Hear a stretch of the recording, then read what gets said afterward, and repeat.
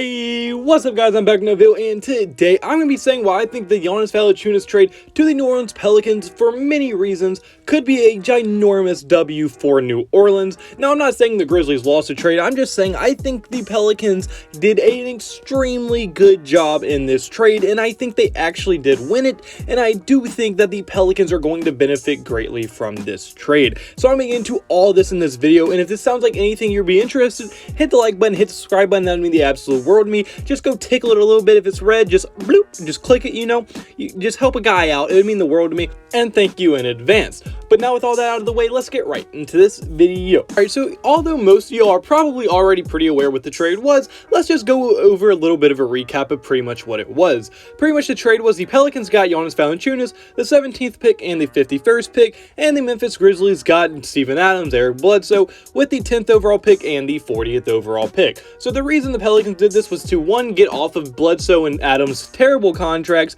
and also they replaced Adams with a better fit in Jonas Valicunas while keeping some draft capital. And then the Grizzlies were able to move into the top 10, although taking in two bad contracts, they were able to move into the top 10 in a pretty stacked draft class. So I mean, both teams got what they wanted out of it. I just think the Pelicans got the better end of the deal, and here is why. Because the Pelicans, like I said, they get off of two horrible contracts, and those contracts were really limiting the flexibility of what the Pelicans could do this offseason and what their ceiling could potentially be. And for a while, they looked like there was no chance they were getting off these contracts. They just extended Adams. Adams had a pretty bad year. And then, like I said, they had Eric Bledsoe. He was also on a terrible contract that he got from Milwaukee, and he had a god-awful year. So it looked like there was almost going to be no chance that we got rid of both of them, especially not in the exact same trade. But that is exactly what the Pelicans were able to do. So that frees up about $20 million in cap space, and now adds tons of flexibility to what they can do, whether that's go sign Kyle Lowry, go get Lonzo Ball, sign them both, get Spencer Dinwiddie, trade for Malcolm Brogdon. It just opens up so many new lanes that the Pelicans can take that they didn't have when those contracts were on the team. And now pretty much my second and third reasons are kind of the same, but the second reason is going to be that they're getting the best player in this trade. Jonas Valicunas last year by far had the best year, and specifically when he played the Pelicans, for some reason, he just raped us. It was bad. Like, he would just dominate us constantly. It was like, without fail, we had no one to stop him. Even though we had Adams, who should have been, he couldn't. I don't know why. He just did. Like, he just went off against us, and I was at one of those games, and it just wasn't fun to watch. So I'm glad he's now on the team. But now my third reason is also that he fits the system much better, because although yes, Steven Adams in the offseason showed that he was working on his shot, Jonas Valicunas already is averaging 1 attempt per game from the three-point line on about 34% shooting, which still isn't very good,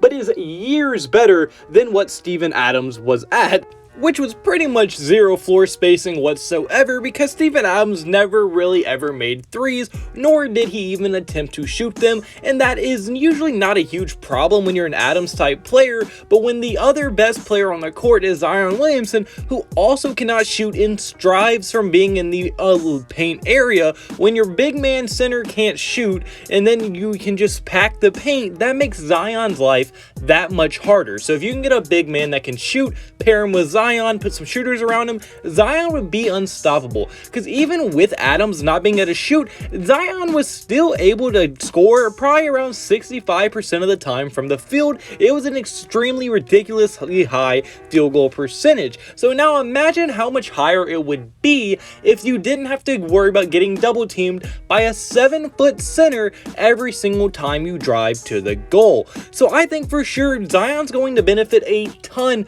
by just playing with a center that is just a little bit better at spacing the floor. And I think for sure this Pelicans team could reach new levels with this type of player fitting alongside Zion Williamson.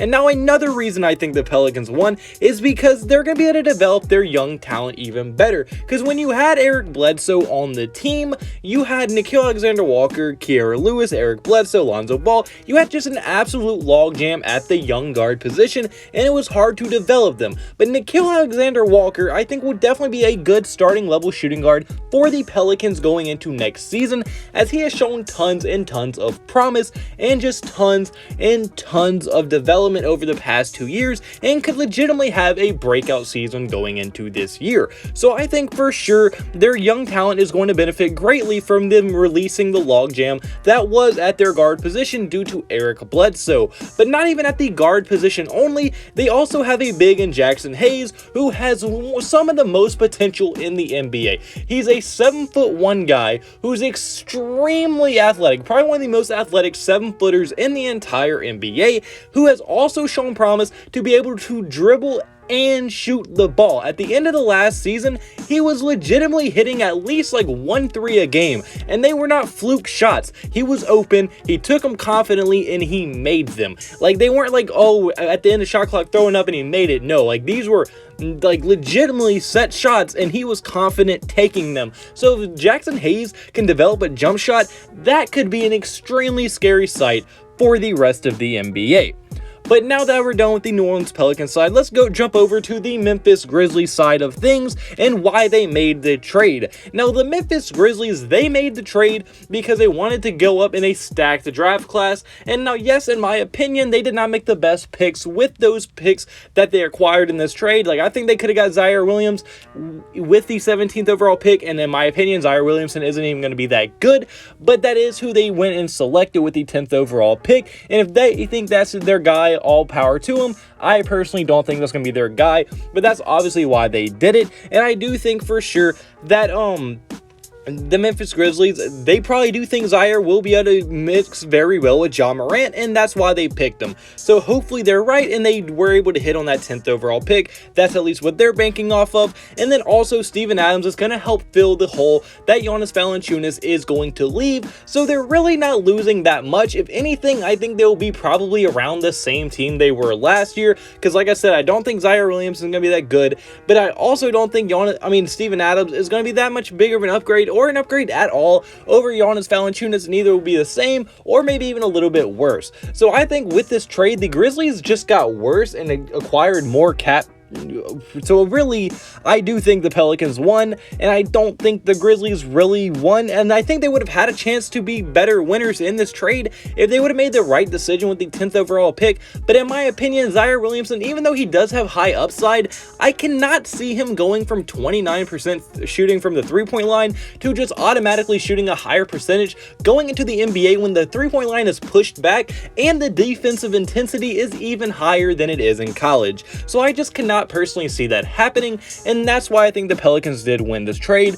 But that's gonna be it for this video. So that was both sides of the trade. I want to hear your thoughts in the comment section below. Do you think the Pelicans won? Who do you think won the trade? I want to hear your thoughts in the comment section below. And like I said, if you like the video, hit the like button and subscribe button. That would mean the absolute world to me. All glory to God. Hope you have a blessed day. Have a blessed day. So you need to have a blessed day. See you in the next video. Goodbye. Boo. Blah.